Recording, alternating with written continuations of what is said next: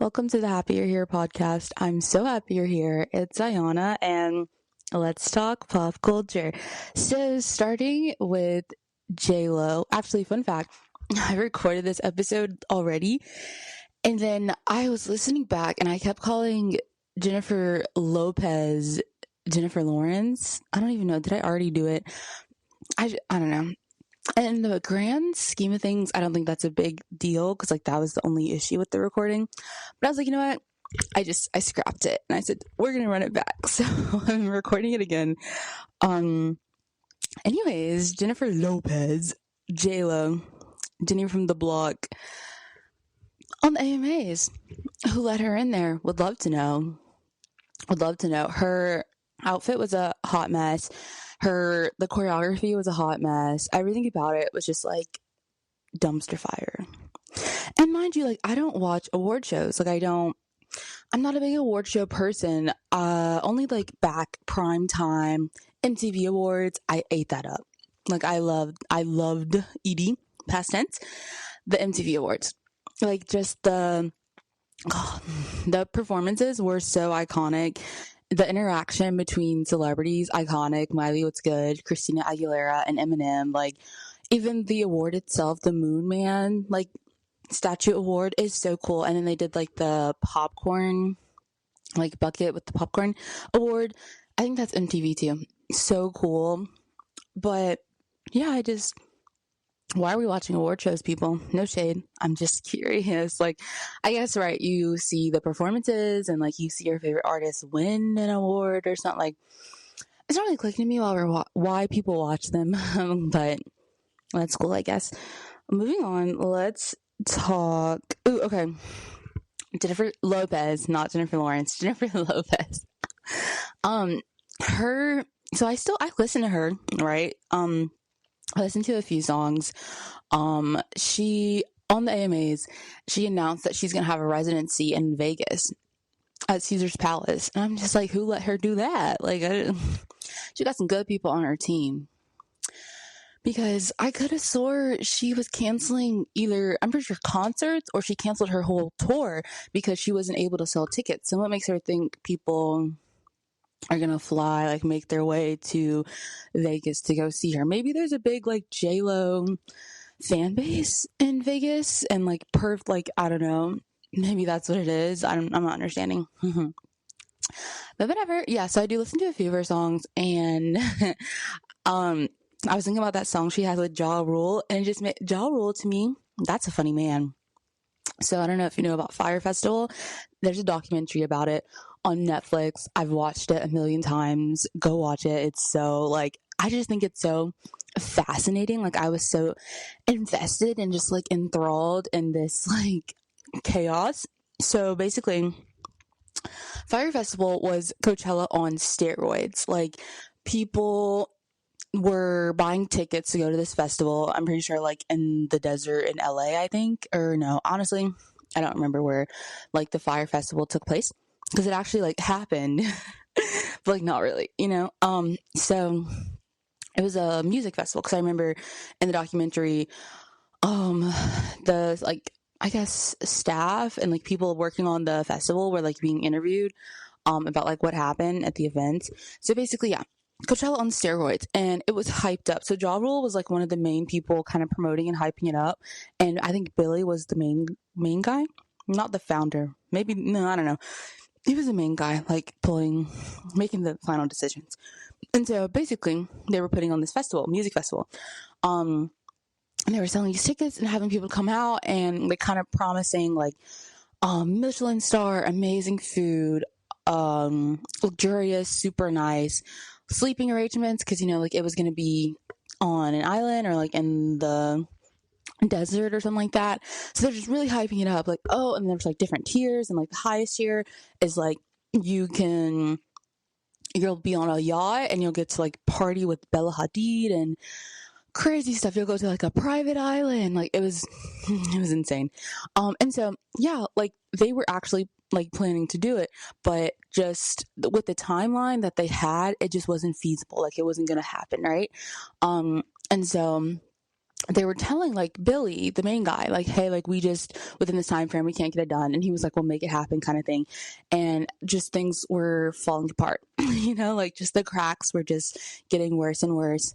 And ultimately they weren't able to like pull anything off, the people putting together the festival. But the festival still happened, mind you. Like, they didn't cancel it, they didn't refund like anybody's money, crazy stuff. So people get there, right? They get to the festival and there's nothing there. Like, there's no like super nice like tents or like housing like arrangements. They had food, right? But the food was like school lunch in styrofoam like containers. It was insane.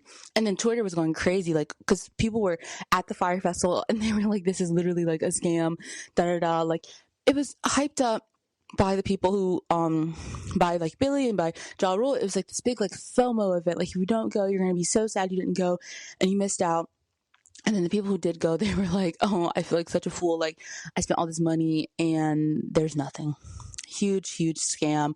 It was insanity. Super good documentary on Netflix. There's one on Hulu. I did not watch that one. They interviewed Billy, like the main guy.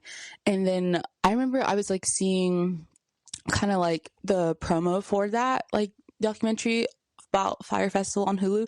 And the Billy guy that they interviewed, he like walked out in the middle of it, and I was like, I'm not watching this. He's probably gonna speak foolishness anyway, so I don't know about that one. But the one on Netflix is really good. I even like I was so invested. I wrote a paper, like a report on it in high school about Fyre Festival. I think there's just so much to learn. Like, I don't know, socially, I guess, about like events like that. Another really good documentary, and just a little rant on documentaries.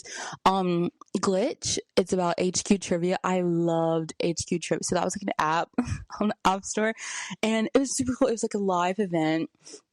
I don't remember how. I think it was everyday live event trivia, and you answer questions, and if you answer enough questions, I think it's like 10. If you answer all 10 correctly, then you'd get a prize money. But like because so many people were playing it live and so many people were winning, you would end up getting like 30 cents, but then you couldn't actually get that money out until you reached like $1 or something. I don't know. I don't really remember how it worked. But basically, Glitch, what's called Glitch, The Rise and Fall of HQ Trivia, I think it's like the full name. It's a documentary about, like, the huge success HQ Trivia had, and then like its crazy quick downfall. I think it should have, like, if they would have done the HQ trivia live maybe once a week or something like that every day, like, it just gets old, and that's a huge, like, people stopped playing it, I don't know. I also found that very interesting. Yeah, that's my little rant on Ja Rule, Fyre Festival, HQ trivia documentaries. Also, Ja Rule. So another like mini note on him: when everything went down, right, and like it was a big old scam and money was not refunded, Ja Rule got on Twitter and he was like, I too was like, no, the tweet is like, I was hoodwinked, bamboozled, led astray. That's why I'm like, you're hilarious, because you knew it was going to go down. You were in the room where they were making the decisions about like, hey, this is literally not feasible. Like, we're not able to pull this off, but we're still going to like, continue with it and have people come. And he gonna get on the internet and be like, yeah, I was, they got me too. Like, babe, you were in the room. You knew. So I just thought that was funny. But yeah. So let's move on to Cenat. I'm not a huge, like, I don't watch anyone on Twitch. I don't watch any streamers, like anything like that. I used to love Burleezy. Oh my god, he's hilarious. That's like the only person who really comes to mind. Or sometimes I would like watch people play Sims, but that's that. So Cenat, I only knew about him like before because there was this controversy around him and his content, and basically his audience at the time, I'm sure it still is, his audience was like super young, right? But his content was like for adults, and people were kind of just like upset, like, oh, like your audience is mainly children, but your content is so like grown kind of thing. And he was like, well, no one's telling the kids to watch. Like, number one, why are the kids watching this kind of content? It's not his content. He was like, it's not made for children. It's made for adults, and children still happen to watch it. And I feel like I see both sides of the, argument, I guess. It's like, if your audience is like children, I feel like low-key maybe you should tailor your content to match your audience. But also, it's like, you're doing your own thing, you're making your content, children are choosing to watch it. Why are the children watching it? That's a really good question.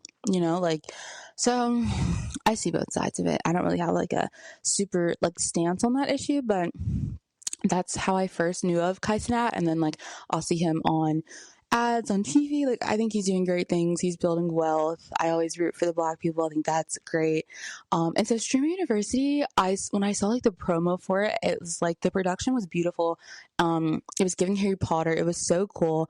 I was kind of under the impression that it was just like he was going to gather like content creators, streamers, and just like they were going to, I didn't know they were actually going to have like classes and like professors. Like Funny Marco is a teacher, Duke Dennis.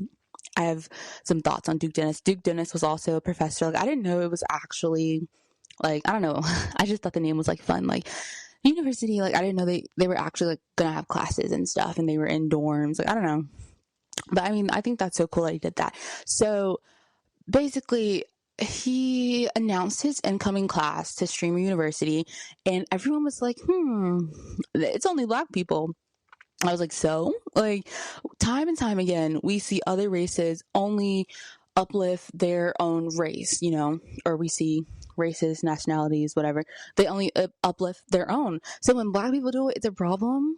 Okay, whatever. I will say, though, so there's a common theme with the girlies that he brought to Streamer University, or at least the ones that were shown or highlighted. I don't know. Mainly light-skinned women. I am a light-skinned woman, but I guess my thing is, if we gotta do it right. Like, like you gotta include all the shades like that. It's just a bad look. And that's like what I have to say on that. Now, Duke freaking Dennis, when are we going to stop pretending that man's not ugly? I'm not I mean, everybody has a type. Everybody has a different type. Understood, right? So, sure, fine. I guess. I don't know. I'm not into the medium uglies. I feel like I had a medium ugly moment for a hot second. And then I snapped out of it. And I was like, you know what? A man is going to play you. 9 times out of 10, he's going to make you look silly and stupid. I'd rather have a pretty man, make me look silly than an ugly man. What do I look like having an ugly man play me? You know what I'm saying? Anyways, Duke Dennis, yeah. But really, I feel like Duke Dennis is always surrounded by people younger than him. It just makes me think, like, you don't have friends your own age? Like, mind you, I don't know how old Cenat is, but just overall, or even like Agent, like I don't know their ages. I feel like maybe they're like close, but when we get into like Ray and like Rakai is super young, Ray is young. I love me some Ray. He is so funny. And Tota, I think I almost say his name wrong because of Rakai saying his name wrong. I love Ray. He's so funny. Torta, I think he's also so funny. Them together, hilarious. Any like little clip I see of them, gotta watch it. It's so funny. Yeah, I only see Streamer University like through clips. I've never like actually seen it. Oh, and then when Cenat did like the streamathon, that was crazy. I didn't watch that though. I just like saw little clips. But I think like I think that's so great. Like he had SZA on there, and he had like other celebrities. I think he had Chris Brown on there. Like that's insane. That's insane. But I don't like that kid. I just don't like him. Like he just seemed like he don't listen to anybody, and he constantly doing bad things. And I understand he is like a teenager. So is Ray. Mind you though, like Ray is, I guess, like this is not his country. So when you are a foreigner in someone else's country, you are gonna act proper because you're like, I don't want to get kicked out of this country. I don't want to you don't really know how everything works. So I guess there's like that big difference. But Ray he don't be listening. He just always be doing bad stuff in my eyes, and I don't like the kid. Yeah. So also, Duke Dennis has 8 children, and I gotta say I'm surprised, but not surprised. I'm surprised that he has so many. I'm not surprised that he has children, right? Because isn't he 30 or pushing 30 or something? You know what I'm saying? So I think he is entitled to a level of privacy in his life, right? Like, unless there's an instance where he was like kind of denying that he had children, I don't see like a big issue in the fact that, like, like, oh, it came out that he has kids. But whoever found out that he has 8 children, start a private investigator firm expeditiously. You're doing the hard work, whoever that is. So let's get into Prom 2025. Prom, it's gonna get a hand. Increasingly, like, as they're the next prom, it just gets like more ridiculous, I guess. I know, like, at first people were renting out like McLarens and whatever the heck kind of cars just to take pictures or like drive. I mean, low-key, that's kind of cool. Like, to drive it to the prom, low-key kind of cool. Low-key, you kind of got me there, because when I went to prom, I went in a limo and that was kind of cool. So I'm not hating too hard, but I'm just more so questioning, right? So let's start with a send-off. Like, I'm not understanding why that's a thing. And it's always been a thing, right? Like, the girl gets dressed and comes downstairs and like takes pictures, like her mom takes pictures, and like kind of like says bye while the girl goes to prom or whatever, and the date comes in and yada yada yada. Like, that's always been a thing. Where I'm like confused is, why is it an event? I guess, like, why is it a thing where we're having food and we're inviting people over to see the girl go to a high school dance? It's a high school dance, like, I don't know. Like, my cousin was like, yeah, I'm going to this girl's send off. I was like, you're doing what? You're going to who and doing what? Okay. And then we take it a step further. Why am I seeing full-blown production drone shots of the teenagers in their prom outfit for, you're going to a high school dance? You're going to a high school dance and you got a drone, and you got a drone and a full-blown production team to get footage and content. I mean, it just seems to be a little, I don't know. And then we take it a step further, right? It gets worse, and we have the teenagers exchanging vows for the high school dance, for the prom. It's a high school dance. Why vows? VOWS, vows? That's for marriage, babe. I don't, like, what's going on? I've even seen like some videos of like the teenagers proposing, like actual marriage, like engagement vibes, and I'm just like, oh, you're in high school. I know high schoolers get married, like that's nothing new. But it's just like insane, especially the videos where it's like they do it in front of the girl's family, like the guy does it, and I guess like the family is just like shocked and like appalled that like the guy proposed to the girl. I don't know. It's very interesting. Like, yeah, I guess interesting would be the word. And then a step further, right? And there are like these elegant, I'll say, displays of like the girl in her prom dress. Like, I saw this video and it seemed like they hired people to like dress up and stand next to her. It was like this girl in a clamshell, like themed or something. Like, there's themes. Like, I've seen the girl and the guy in like this glass box, and glass box looked like a magazine cover kind of thing. I don't know what's going on. I don't know. Like, it's not my money to spend, mind you. It's not my money to spend. Of course, like, duh. I just think, why is the money not being spent proactively? Why is it not being spent on the kids' education? Why is it not being spent on, I guess, yeah, furthering their education, or an apartment or a house? Like, I don't know. I don't know what's going on. And like, in this economy, babe, like, yeah. Let's move on to Love is Blind news. But before I do that, I want to talk really quickly about The Ultimatum, which is by like the same people, like Nick Lachey and Vanessa Lachey. The Ultimatum queer love version is coming out soon, I think June 25th. And I'm so excited. If you haven't seen the first season. I think there's only one season. If you haven't seen not Love is Blind, if you haven't seen The Ultimatum, um Queer Love, you will not be disappointed. It's so messy, and I'm so glad I watched it. I watched it like way later, or I guess like way late after the episodes in the season came out. But yeah, you will not be disappointed. If you should go watch it. They dropped the bios and stuff for the season that's coming out June 25th. I don't know if I will do an episode with my mom going over the bios, like, oh, this is the couple, this is how long they've been together, yada yada yada. I feel like it could be fun, but I'm not sure if we'll do that episode or not. We'll see. But anyways, Love is Blind.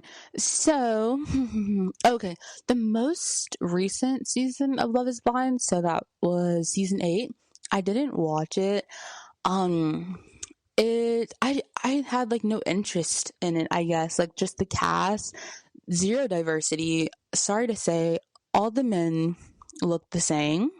Pretty much. There was maybe like one person, like one male person of color. So I was just like, oh, I'm not watching that. And then I was seeing stuff online about it, and it just didn't look good. Like, it didn't look like something I'd want to watch. People were saying like not good things about it. They were saying that it looked boring, and I was just like, oh, well, I'm not going to watch it. And then my mom watched it, and she said that it wasn't good, even though I think she watched all of it, I guess, just to see how it played out. And she said it wasn't a good season either. So I just didn't watch it. But so Love is Blind, AD and Ollie apparently met on Perfect Match. I don't watch Perfect Match. I think it's on Netflix. My mom watches it.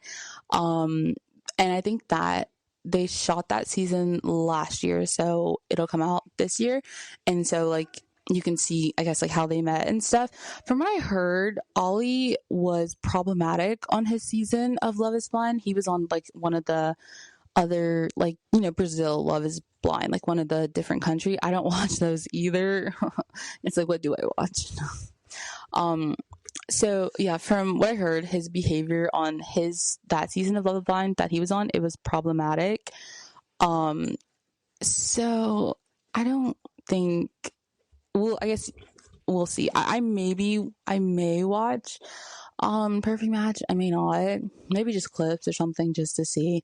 But basically, AD and Ollie, yeah, they're pregnant. And who else? Lauren and Cameron from a different season of Love is Blind, they also announced a pregnancy. I don't really have too much to say about them. They're from the first season of Love is Blind. That's really it. I don't know. I just remember Vanessa Lachey asking, so like Love is Blind is this social experiment, right? And people are like only talking to each other through voice, and they're not able to see each other, and they're falling in love, which is insane, right? Just based off of voice and personality. And then they're finally meeting each other, and they're having to match this like voice with physical appearance and living together and all these things. And then Vanessa would be like, so when are we having babies? Like, what?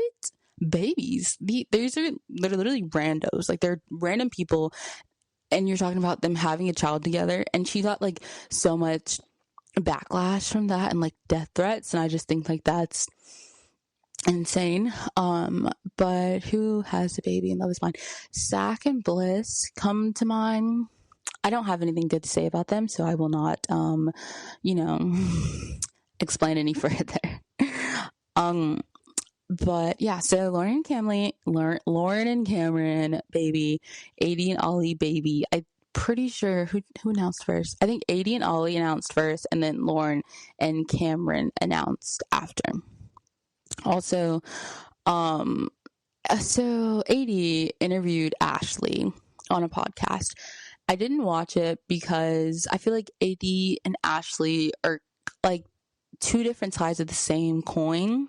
So I was like, why would I want to listen to the blind leading to blind? Even though I do like AD, like by herself, I don't like Ashley by herself kind of thing. You know what I'm saying? I feel like Ashley was so like my man, down to the bone, to her core, for a man who was disowning his children and lying about them. Like, versus AD was just being silly, I guess, because Clay told her that he was pretty much going to cheat on her. And she said, yeah, let's get married. Babe, what? Like, I don't know. And I'm sure there are all these great things about Clay that she liked, but like him just saying that in and of itself, that's not going to work. And obviously it didn't, because Clay ended up saying no. So like at their like wedding. And then yeah, Tyler and what is her name? Tyler and Ashley. Yeah, so I didn't watch the interview. I knew it would be a lot of Ashley not holding AD accountable, a lot of softball questions from AD, and a lot of just like not follow-up questions. So I didn't watch it, and I'm sure I was right from what I've heard, like people who watched the interview talking about the interview. I'm like, yeah, I'm not gonna waste my time watching that. And then I've seen where Tyler's like, he commented or he tweeted or something he said on social media, like, who wants to be on their podcast so I can like say my side of the story? No one wants to hear your side of the story either. Come on. Like, I don't care. Yeah. So that's that on that. Let's talk about what's going on with Justin Bieber. Like, every time I just see stuff about him acting a fool, I just like, don't you have a baby? Like, shouldn't you be taking care? I guess they got people to do that, but it's like, don't you want to be involved and like present in your baby's life, the baby that you had with your stalker? Like, huh? I don't know. Maybe it's the Diddy stuff. I don't know. Saying the D word is literally like a slur. Like, that is just disgusting in and of itself, saying his name. Crazy stuff. But Hailey Baldwin, it's crazy. The switch up is crazy because everyone initially like hated her, and they were like, all she does is copy Selena, which she does. Hailey copies Selena like to the T. It's so weird. And so from like the things that Selena says to like the way that Selena, like, she'll copy her Instagram or like social media posts, and like it's just very weird. I think they have like a similar tattoo, but everyone's like, oh, it's like for their church. Why did they go to the same church? They're like, oh, I guess it's a small world. Like, girl, I don't know. I think it's so weird. With Hailey being a stalker, I think congratulations. I think that is like, wow, dedication. Like, good for her that she was able to pull that off. You married your stalker? That's like, I don't know. That's like, she accomplished her goal. That girl is determined. I think that's like, teach me your way. No, I'm just kidding. How did you do it? Hailey, so she recently became a billionaire, and that's why the switch up, right? Everyone's like, oh my god, Hailey, you're a boss babe queen, like, leave Justin Bieber, da da da da. Okay, so Rose Skin, she sold it to Elf and became a billionaire, and then she was on the cover of Vogue.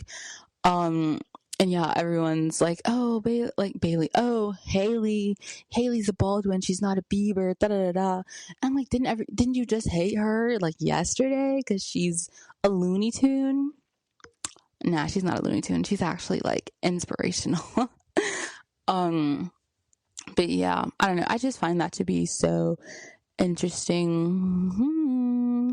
And then I think Justin, I didn't see like where or what he posted, but he was like, oh, Hailey, you're on the cover of Vogue. I remember we had an argument, and I was like, you'll never be on the cover of Vogue, but you are. So like, congrats, baby. Or it was something that he posted. He always doing something crazy. I should be like, shouldn't you be with your child? Moving on. So SZA and Kendrick. SZA brought Justin on stage, and he looked like he was just like going through it. It was crazy. And he was like kissing all of her hands. I don't know.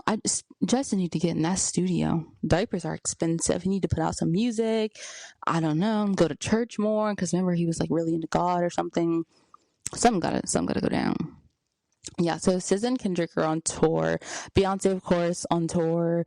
Billie Eilish, I think, is on tour or about to be on tour. Halsey, whoever listens to her, she's on tour.